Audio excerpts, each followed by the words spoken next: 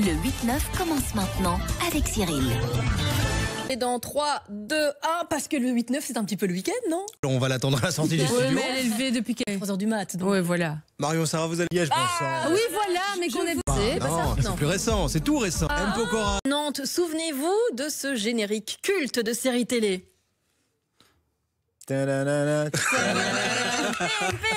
Vous le faites très bien, Christophe. Merci beaucoup, Christophe. Heureusement, vous êtes là. Dites, la hotline Grandjean fonctionne. Mais on aurait dit pas mal ce matin. vous avez reconnu le générique original. Il est là, ça y est. Beverly Hills 90210. On se souvient évidemment de tous ces personnages cultes, c'est vrai.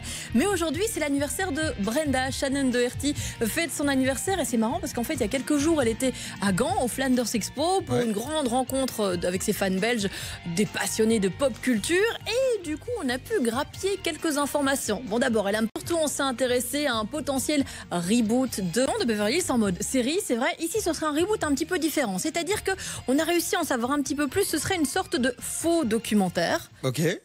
Alors à la base, elle participe pas, mais vu qu'on a perdu Dylan récemment le 4 mars dernier, ça l'a fait un petit peu réfléchir au fait de prendre part justement à ce nouveau reboot. Alors, les acteurs jouent leur propre rôle, mais ne vont pas incarner le personnage. Donc Shannon Doherty serait Shannon Doherty, mais pas Brenda.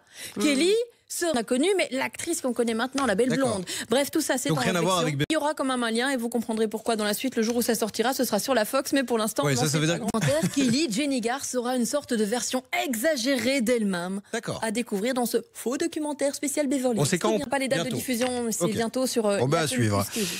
C'est horrible. Moi, j'ai lu dans la presse, par contre, qu'il sera bientôt... Oui, parce que c'est vrai qu'Harry a connu une période assez sombre. En 2017, du coup, il se sentait vraiment pas très bien à l'approche de la trentaine, tout ça. Et il a s'est fait suivre par un psy et du coup c'est grâce à cette expérience-là qu'ils vont mettre ensemble une série documentaire sur la santé mentale qui sera diffusée sur Apple. Franchement là ça change tout, il y a aussi, j'avais noté... Parfois quand le voyait. Non mais moi je suis comme ça. À la maison c'est mon compagnon qui fait beaucoup parce que je vois rien non plus moi. Je vois, volontaire de ne pas faire. C'est pas volontaire. On ne se rend pas compte. Donc je dois pas me déconcevoir ces mots, je dois l'avouer. Il nous arnaque. J'ai écrit cette chanson et c'est une chanson qui j'ai supposé. J'en sais rien en fait. Et ce gars n'existe pas. La chanson Le Live est à retrouver sur Ovio. Dis donc, tant que vous êtes là, il y a pas tout de suite un album pour moi, mais je travaille actuellement sur l'album d'une jeune artiste que je produis qui s'appelle Idylle, que j'ai rencontré dans The Voice d'ailleurs. Plus la transmission, si je peux dire, et d'essayer d'aider un peu d'autres artistes.